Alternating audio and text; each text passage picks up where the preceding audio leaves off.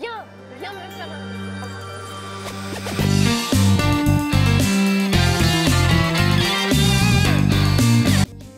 C'est au salon de la couture que nous avons croisé Julie, une blogueuse créatrice. Alors pour commencer, ton look c'est quoi? Mon style vestimentaire c'est plutôt classique, une vraie femme en talons, en robe, en collant. Après on a demandé à Julie quelle couleur elle aimait porter. Attention, si vous êtes atteint d'arc-en-ciel-ophobie sévère, les images qui suivent peuvent être difficiles à regarder. Aujourd'hui j'ai mis le collant rouge et j'ai fait des ongles rouges parce que voilà, c'est tout en rouge parce que c'était un look que j'ai choisi.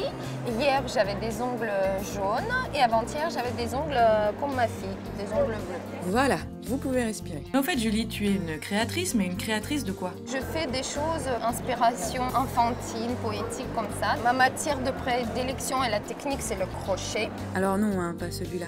J'aime beaucoup les légumes, ça m'inspire et ça m'excite presque, voilà. Bah c'est bien connu, hein, le top 3 des trucs excitants, c'est souvent lingerie fine, champagne et légumes en crochet, un classique. Sinon, Julie qui vient de Russie a vécu un petit choc culturel à cause de nous. En Russie, on disait une Française, c'est une femme élégante, qui associe toujours son rouge à lèvres à son vernis. Bah ouais, quand t'imagines Marion Cotillard sur le tapis rouge et que tu te retrouves avec Diams dans le RER, c'est vrai que ça fait un choc. La mode prend beaucoup de place en Russie, surtout pour les femmes, parce qu'ils veulent trouver un super mari.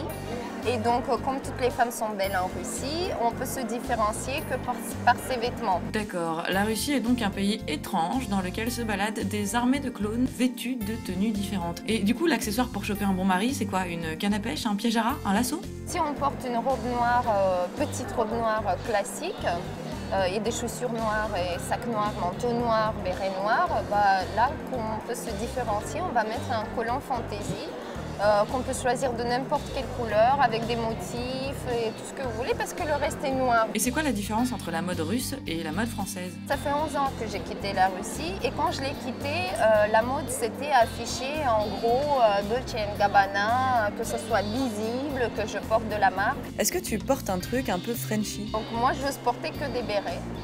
Le béret, je pense que même en Russie, je le portais et non, j'aime bien la forme. Donc pour la French Touch, c'est ok pour le béret, mais sans aller jusqu'à la marinière. Ce t-shirt, c'est Uniqlo et donc j'ai un petit peu travaillé avec mes petites mains. Donc comme je dis, j'adore les cols, le col Claudine ou d'autres cols crochetés. Donc je n'oserais pas faire ça moi-même, mais j'ai trouvé un col comme ça sur Asos.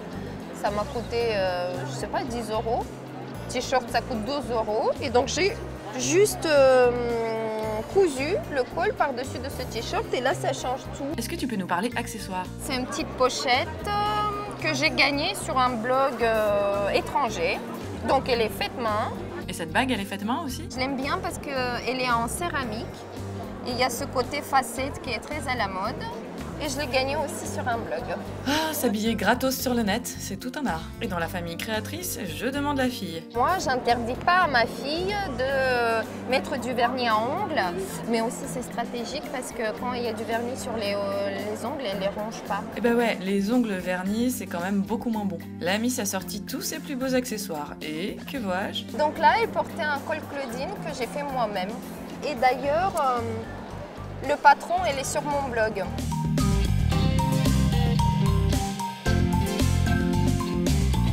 Et là, franchement, on a mis 2 tutus. Une qui vient de chez Repetto et l'autre qui vient de chez H&M. Et ça fait un super tutu bien fourni. Voilà. Ta fille semble aimer la couleur et les paillettes, mais est-ce que tu l'habillerais comme une de tes poupées? Je pense que tout ce que je mets sur mes poupées, je mettrai sur ma fille et je lui mettrai du fard rouge aussi. Ok, nous, on va y aller avant que la Miss ne soit transformée en mini-clown. Merci Julie.